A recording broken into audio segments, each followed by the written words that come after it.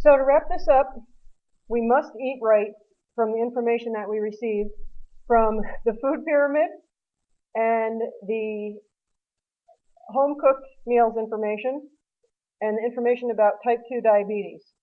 So you definitely want to change your ways and follow those three things that I just gave you, because I gave you a lot of good information on that, and it's really important.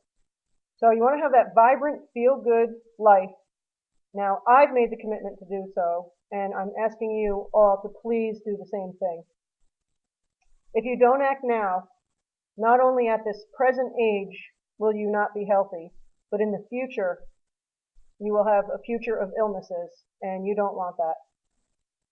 So I am urging you, please, to make the commitment for yourself, and if not for you, do it for your children and your grandchildren, because they definitely want you around for a long time.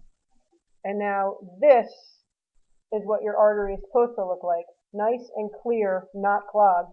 And this is what you'll get if you eat a healthy way. Thank you.